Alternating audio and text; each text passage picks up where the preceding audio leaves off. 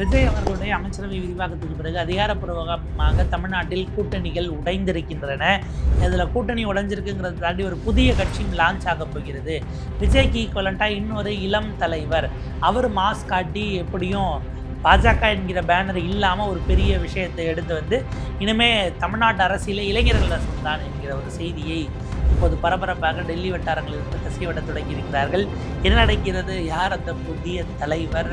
குறிப்பாக எந்தெந்த கூட்டணிகள் உடைந்திருக்கிறது, என்னுடைய எதிர்காலம் என்னவாகும், விரிவாக அலசுகிறது செய்தி தொகுப்பு.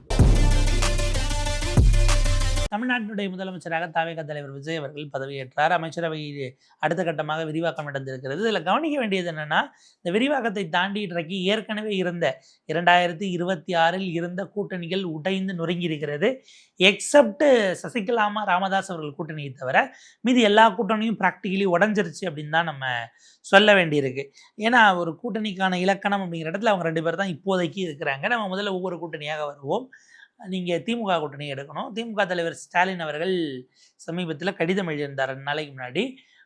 அவர் கலைஞர் சொன்னதை கோட் பண்ணுறாரு.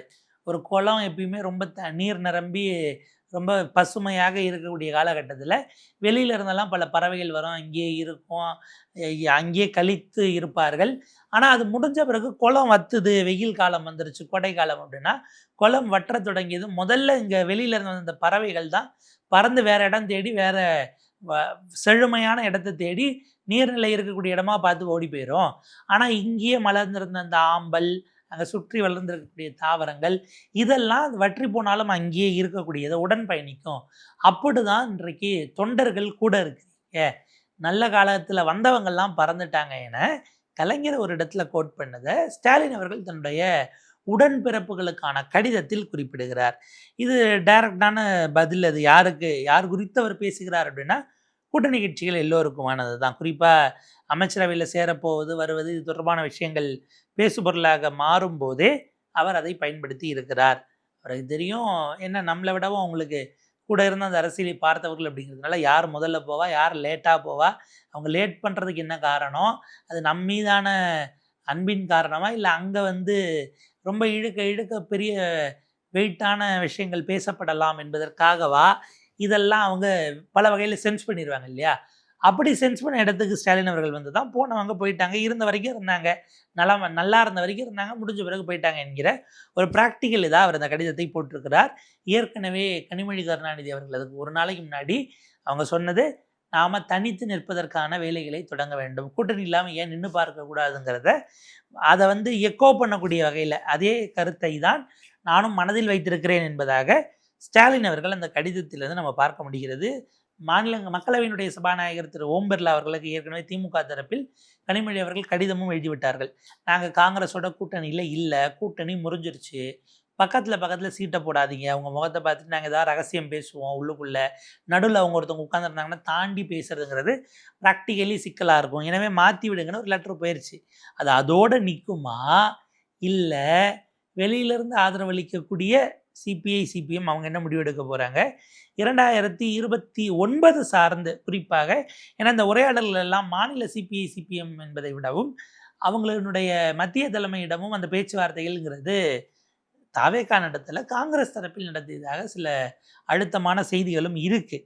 ஸோ அப்படின்னும்போது 29 பண்ணி ஆல் இண்டியா லெவலில் ஒரு ஸ்டேச்சருக்கு விஜய் போன்றவர்களை பயன்படுத்தி கொள்வது, ஒரு முதலமைச்சராக இருக்கிறனால அவருக்கு ஒரு அப்பீல் இருக்கும், ஒரு க்ரௌடு புல்லிங் அந்த ஃபோர்ஸ் இருக்கும் என்பதற்காக என்கிற திட்டங்களும் இருக்கிறது. எனவே தேசிய கட்சிகள் அவர்களுக்கான இலக்கோடு அதை திட்டமிட்டு நகர்த்துகிறார்கள்னு பார்க்க வேண்டியிருக்கு.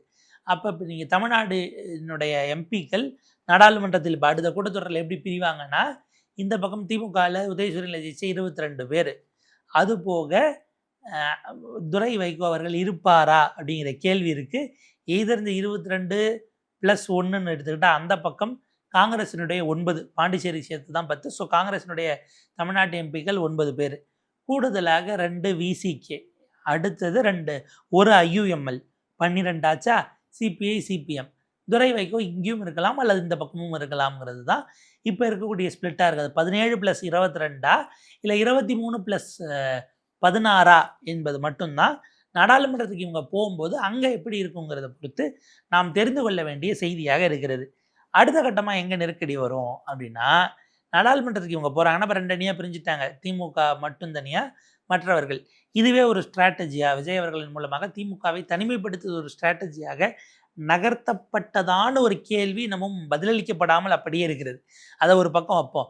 இப்போ இவங்க பார்லிமெண்ட்டுக்கு போகிறாங்கன்னா மோடி அரசு ஏதோ ஒரு சட்டம் கொண்டு வராங்க. இப்போ பிஎம்சியில் ஏறத்தாழ 3500 கோடி ரூபாய் வரலன்னு நம்முடைய பள்ளிக்கல்வித்துறை அமைச்சர் பேசியிருக்கிறாரு.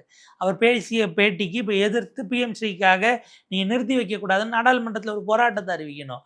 சபாநாயகர் முன்னாடியோ இல்லை தர்மேந்திர பிரதான் அவர்கள் முன்பாகவோ இருக்கை முற்றுகையோ இல்லை அவரை எதிர்த்து கோஷம் எழுப்பதோ ஏதோ ஒரு வகையில் அங்கீகரிக்கப்பட்ட ஒரு போராட்ட வடிவத்தை இவங்க எடுக்கிறாங்கன்னு வச்சுக்கோங்களேன். யார் அதில் அதிகமாக பர்ஃபார்ம் பண்ணி ஸ்கோர் பண்ணுறா, தமிழ்நாட்டுக்காக அதிகம் பேசியது யார், ஆன்டி பிஜேபியில் ஸ்ட்ராங்காக இருப்பது யார், இல்லை ஹைலைட் என்னென்னா தாவேகா சார்பில் அங்கே யாரும் எம்பிக்கள் இல்லைன்றதுனால முழுக்க முழுக்க இவங்க பண்ணக்கூடியது தான் அப்படிங்கிற அந்த ஒரு இடம் போயிடும். அந்த இடத்துல மக்கள்கிட்ட அவங்க வந்து பதிவு பண்ணணும், அதை ஸ்கோர் பண்ணணும். அப்படி பண்ணால் தான் 2029 தேர்தல் நமக்கானதாகும். ஏன்னா தாவேக்காக 29 தேர்தலில் அப்படி பெரிய ஆஸ்பிரேஷன் இருக்கான்னு இப்போதைக்கு இருக்க மாதிரி தெரியல. நாளைக்கு அவங்க டெவலப் பண்ணிக்கலாம், அது தனி விவாதம். ஆனால் அந்த ஒரு பார்வை, அந்த ஒரு கூர்மையான விஷயங்கள் இதெல்லாம் ஒரு சிக்கலாக மாறும். அப்போ எதிர் கோஷ்டிகளாக அங்கே வந்து போட்டி அரசியல் அப்படிங்கிறத நாடாளுமன்றத்துக்கு உள்ளேயும் வெளியவும் பதிவு பண்ணுவதற்கு திமுகவும் இந்த பக்கம் இருக்கக்கூடிய தாவேகா கூட்டணி கட்சிகளுமாக செய்ய போகிறார்கள்ங்கிற விஷயம் இருக்குது. இது ஒரு சைடு. இது அடுத்தடுத்த கட்டத்துக்கு எப்படி போகும்போது ஆன்டி பிஜேபி யார் அப்படிங்கிறதெல்லாம் இந்த முதல் கூட்டணி திமுக கூட்டணி எப்படி இன்றைக்கு நொறுங்கி இருக்கிறதுங்கிறத பார்க்குறோம்.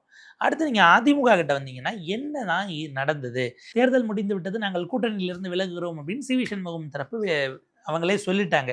ரொம்ப குறிப்பாக யாருன்னா, நீங்கள் என்டிஏ பாஜகவோடு நாங்கள் ஒட்டும் இல்லை உறவும் இல்லை அப்படிங்கிற இடத்துக்கு வந்து நீ நட்பும் இல்லை பகையும் இல்லைங்கிற இடத்துக்கு போயிடுச்சு. அப்போ தான் விஜய் அவர்களுக்கு ஒரு ஃபேஸ் சேவராக உள்ளே சேர்த்துக்கிறதுக்கு வாய்ப்பாக இருக்கும் என்பதற்காக அதுக்காக திட்டமிட்டு செய்யப்பட்டது தாங்கிறதுல மாற்று கருது இல்லை. ஆனால் இது பேக் ஃபயர் ஆகிடுமோன்னு அவங்க யோசிச்சாங்களா என்னன்னு தெரியல. அமைச்சரவையில் சேர்க்கிறது, இந்த டிஸ்குவாலிஃபிகேஷனு, சபாநாயகர் விவகாரம் இதெல்லாம் வந்த நிலையில் சி வி சண்முகம் தரப்பு அப்படியே இருக்குது. ஆனால் கூட்டணி இப்போது உடைந்ததாகத்தான் நீங்கள் கருத வேண்டியிருக்கு. எடப்பாடி பழனிசாமி தானே அறிவிக்கணும்னா அதில் ஒரு அணி கூட்டணியை காரணம் காட்டியோ இல்லை எடப்பாடி பழனிசாமியினுடைய தோல்வியை காரணம் காட்டி, அதிமுக தோல்வியை காரணம் காட்டி அவர்களுடைய தொட்டு வெளியில் வந்து விட்டார்கள் அந்த கூட்டணி. அட்லீஸ்ட் நீங்கள் இப்படி இல்லைன்னா ரிவர்ஸில் யோசிங்க. அமமுகவில் அவர் காமராஜ் கிளம்பி வந்துட்டாரா, அவர் அந்த கட்சியினுடைய அந்த கூட்டணியினுடைய எம்எல்ஏ ஒருவர் உடச்சிட்டு வந்துட்டாருங்கிற இடத்துல இருக்கிறது. கூட்டணி இப்போது தொடர்கிறதாங்கிறது $1 மில்லியன் கேள்வி. அந்த கூட்டணியும் இருக்குது. வேல்முருகன் அவர்கள் அவருடைய இது தனி, அவங்க பல அமைப்புகள் இருந்தாங்க, அவங்கெல்லாம் இதுக்கப்புறம் எதுவும் கருத்து பெருசாக சொல்லலை.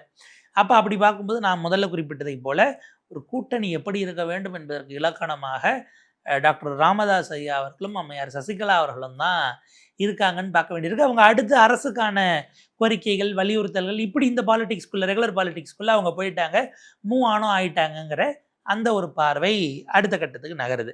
ஏன்னா நீங்கள் இப்போ உண்மையான பாமக யாருன்னா அன்புமணி தரப்பு தான் 4 பேர் ஜெயிச்சிருக்கிறாங்கன்னும் போது அந்த இதெல்லாம் முடிவாயிரும். அந்த தாவா போயிட்டு சுற்றிட்டு வரட்டும். இவ்வளவு நடந்த பிறகு பாஜகவினுடைய இந்த அமைதி அது புயல் அடுத்து வரப்போகுதுங்கிறதா, இல்லை அடித்து ஓஞ்சது ஒரு புயல், அதில் நம்ம இந்த பக்கம் அடிச்சுட்டு போயிட்டோம் என்கிற அந்த மௌனமா அப்படின்னு பாஜகவை அணுக்கமாக பார்க்கக்கூடிய பலரும் எழுப்புகிற கேள்வியாக இருக்குது.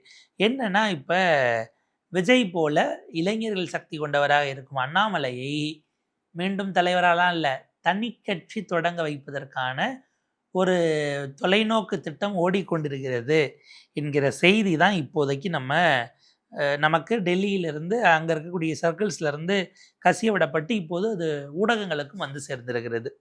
என்னென்னா, அண்ணாமலை தனி கட்சியா அப்படின்னா அவர் அதுக்கான சமிக்கைகளை முதலே பார்த்தாரு.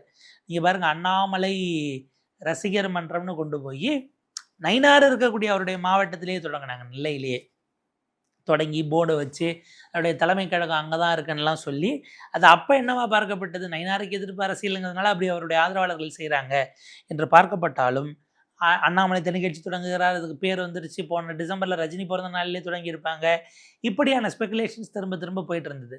ஆனாலும் ஒரு ஹோல்டு பண்ணப்பட்டது. ஏன்னா பாஜகவை மீறி அதுவும் 4 முனை போட்டி இருந்த காலகட்டத்தில் அவர் போவாராங்கிற கேள்வி இருந்தது. பாஜக அதை எப்படி பார்க்கும் என்கிற அடுத்த கட்ட கேள்வியும் வந்திருக்கும். இந்த சூழலில்தான் அண்ணாமலைக்கான அட்வைசர்ஸ் மூலமாக நகர்ந்திருப்பது. பாஜக பெருசாக தொல்லை பண்ணாது, நீங்கள் பார்ட்டியை ஃப்ளோட் பண்ணுறதுனா பண்ணலாம் என்கிற ப்ரப்போசல் அவர் முன்பாக வைக்கப்பட்டிருக்கு என்கிற நிலையில் இது இப்போது இருக்கிறது. அதாவது நீங்கள் உங்களுக்கு முன்னாடி ஏற்கனவே 2024 அவங்க வாங்கின அந்த 18% ஓட்டில் பாஜகவுக்கான அவங்க கிளைம் பண்ணுற 11 பெருமளவுக்கு இளைஞர்கள் வாக்கும் இருந்தது. இப்போ அதை நீங்கள் எரோட் பண்ணி திரும்ப விஜய்கிட்ட அனுப்பிட்டீங்க. அனுப்புன வாக்கை மறுபடியும் மீட்டு கொண்டு வருவதற்கு ரெஸ்கியூ மாதிரி, அது ஃபயர் ரெஸ்கியூ டீம் மாதிரி அண்ணாமலையே திரும்ப உள்ளே வந்து கட்டமைச்சு ஃபண்டில் இருந்ததுன்னா, நீங்கள் பிஜேபின்னும் போது அகைன் தமிழ்நாட்டில் அதை ஏற்றுக்கொள்வதில் ஒரு சிக்கல் இருக்குது, அக்செப்டன்ஸில் ப்ராப்ளம் இருக்குது. ஆனால் அண்ணாமலையை கொண்டு வரும்போது, அண்ணாமலையே திரும்ப பிஜேபிக்கு வந்தாலும் பிஜேபிங்கிறதுனால தானே அவருக்கு அந்த 18% ஓவரால் கூட்டணியை தாண்டி போக முடியல.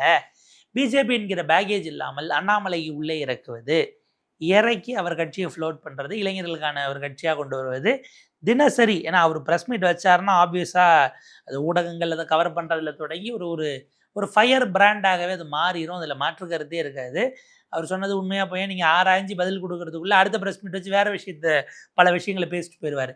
நீங்கள் அதை கிராஸ் செக் பண்ணிட்டு வரதுக்குள்ளே அடுத்த ஒரு ப்ரெஸ் மீட் வச்சு புகார்களை இறக்கிடுவாப்புல. அதிரடியான ஒரு ஒரு என்ன சொல்கிறது, இருக்கக்கூடிய அரசுக்கு பெரும் குடைச்சலாக தலைவிலையாக நிச்சயமாக மாறுகிற பொட்டன்ஷியல் உடையவர் தான் திரு அண்ணாமலை அவர்கள்ங்கிறதுல மாற்று கருத்தே இருக்க முடியாது. ஸோ இந்த 2 வருடமாக அவர் வைத்திருந்த தனிக்கட்சி திட்டங்கள்ங்கிறதுனால இளைஞர்கள் மாற்றம் வேண்டும் சொல்வரின் வாக்குகளை மீண்டும் தவேகாவிடமிருந்து பிரிப்பதற்கு அண்ணாமலை அலை இருக்கு. அதாவது இப்போ விஜய் வந்தாலும் கூட விஜய் பர்ஃபார்மன்ஸில் பக்காவாக செய்ய மாட்டார். ஆனால் எங்கள் அண்ணாமலை அண்ணன் வந்தால் அது சிறப்பாக இருக்கும் என்று அண்ணாமலை அவர்களுடைய ஆதரவாளர்கள், அவர் எண் மக்களுக்கு போனது, அவருக்கான வாக்கு வங்கி இதெல்லாம் என்னும்போது அடிப்படையில் இந்த விஷயங்களெல்லாம் தாண்டி நாங்கள் கொண்டு போகிறதுக்கு அண்ணாவை வலியுறுத்துவோம் என்கிற ஒரு ப்ரப்போசலும் இருக்கிறது. அதாவது இது ஒரு வகையில் பார்த்தா கட்சிக்குள்ளே இப்பவும் அண்ணாமலை ஆதரவாளர்கள் விசஸ் மூத்த தலைவர்கள்னு ஒரு ஒரு ஈக்குவேஷன், ஒரு சண்டை ஓடிக்கிட்டு தான் இருக்குது. உதாரணத்துக்கு அமர் பிரசாத் ரெட்டி அவர்கள் வேனெல்லாம் வாங்கினார் போய் பிரச்சாரம் பண்ணுவதற்கு. பட் அவருக்கான சீட் அப்படிங்கிறதே உறுதிப்படுத்த முடியாத ஒரு சூழல் வந்தது. அடுத்த ஒரு அளவுக்கு இளம் தலைவர்களாக நீங்கள் இளைஞர்களாக பார்க்குறீங்க அப்படின்னா அது ரேவந்த் சரண் ஆகட்டும், இல்லைனா இங்கே எஸ்ஜி சூர்யாவாகட்டும், பலரும் திட்டமிட்டிருந்தாலும் கூட தொகுதிகள் அவங்களுக்கு கிடைக்கிறதுல சிக்கல் குழப்பங்கள் ஆகி பிறகு இல்லாமலே போனது. அண்ணாமலை ஆதரவாளர்கள் என்பதற்காக அவர்கள் ஓரங்கட்டப்பட்டார்களாங்கிற கேள்வியும் இருக்குது. ஸோ எடப்பாடி பழனிசாமிக்கு எதிராக வழக்கமாக கொங்கு மண்டலம் சொல்லக்கூடிய மேற்கு மண்டலத்தில் அங்கே இருக்கிறவர்கள் அதிமுக பாஜக கூட்டணிக்கு ஆதரவாக போட்டவர்களும் கூட இப்போ எடப்பாடி பழனிசாமி தலைமையினும் போது விழாமல் போகும்போது தங்களுடைய கோர் ஓட் பேங்கே எரோடாக இருக்கும்னு பாஜக அச்சப்படுது. அண்ணாமலை அது தனக்கான, அதாவது 2024 கிடைத்தது அண்ணாமலைக்கான செல்வாக்கா அல்லது பாஜகவுக்கான செல்வாக்கான ஒரு பெரிய கேள்வி நீங்கள் எழுப்புனீங்கன்னா அது ஒரு $1 மில்லியன் கொஸ்டினாக இருக்கும். இந்த கேள்விக்கான பதிலை கண்டுபிடிப்பதற்காக தான் அண்ணாமலை தனி கட்சியை ஃப்ளோட் பண்ணாருன்னா நம்ம கண்டுபிடிச்சிருவோம் அது யாருக்கான செல்வாக்கு அப்படின்னு. நம்ம நின்ன பிறகும் அந்த வாக்குகள் அதே சதவீத வாக்கு பாஜகவுக்கு போச்சுன்னா அது பாஜக கிடைச்ச ஓட்டு, நம்ம வாங்குறோம்னா நமக்கு கிடைச்ச ஓட்டு.